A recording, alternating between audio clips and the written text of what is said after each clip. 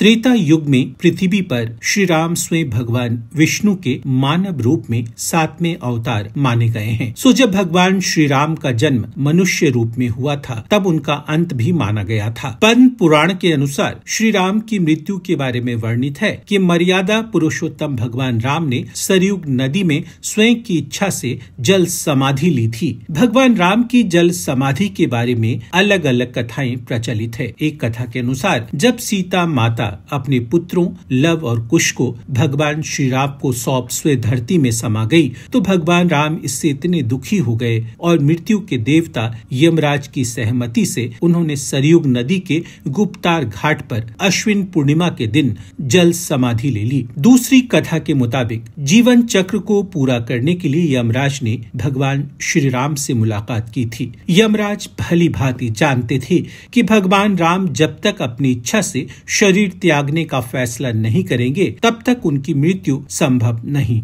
सो यमराज ने एक तरकीब निकाली और भगवान राम से मिलने अयोध्या जा पहुँचे और श्री राम से बैठक की इच्छा जताई और कहा कि जब तक हमारी बैठक चलेगी उस कक्ष में किसी का प्रवेश नहीं होगा। जो इस आदेश का उल्लंघन करेगा उससे मृत्यु दंड दिया जाएगा। भगवान श्री राम ने अपने छोटे भाई लक्ष्मण को कक्ष में किसी को प्रवेश न करने का दायित्व सौंपा। रामायण के अनुसार इसी दौरान दुर्वासा ऋषि भगवान श्री राम से मिलने अयोध्या पहुँचे और द्वार पर खड़े लक्ष्मण से भगवान राम से मिलने की इच्छा जताई, लेकिन प्रभु राम के आदेश के अनुसार लक्ष्मण ने दुर्वासा ऋषि को कक्ष में जाने से मना कर दिया। इतना सुनते ही दुर्वासा ऋषि क्रोधित हो गए और अयोध्या को नष्ट करने का श्राप देने की चेतावनी दे डाली। इस चेतावनी से घबराए लक्ष्मण भगवान श्री राम और यमराज की बैठक के बीच पहुंच गए। यह देख भगवान श्री राम हैरान रह गए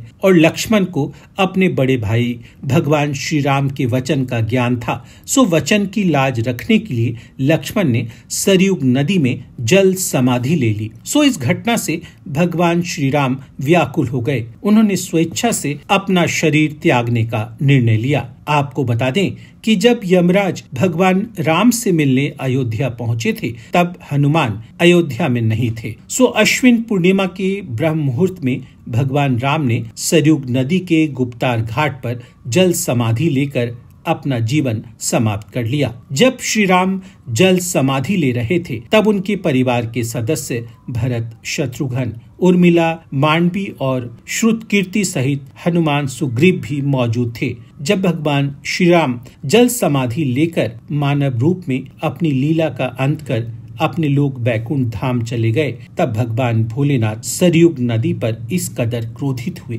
जिसके जल में भगवान राम ने जल समाधि ली थी। भगवान शंकर ने सरयुग नदी को श्राप दे दिया कि तुम्हारे जल का प्रयोग मंदिर में चढ़ाने के लिए नहीं किया जाएगा, न ही पूजा पाठ में ही इसका इस्तेमाल होगा। इससे माता सरयू भगवान भोलेनाथ के चरणों में गिरकर विनती करने लग गई कि प्रभु इसमें मेरा क्या दोष है और श्राप वापस लेने की विनती करने लगी। तब भगवान शंकर ने कहा कि दिया हुआ श्राप तो मैं वापस नहीं ले सकता, पर तुम्हारे जल में स्नान करने से लोगों के पाप धुल जाएंगे, लेकिन तुम्हारा जल पूजा पाठ में प्रयोग नहीं हो सकता। हमारे वीडियोस को देखने के बाद लाइक और सब्सक्राइब करना बिल्कुल ना भूलें।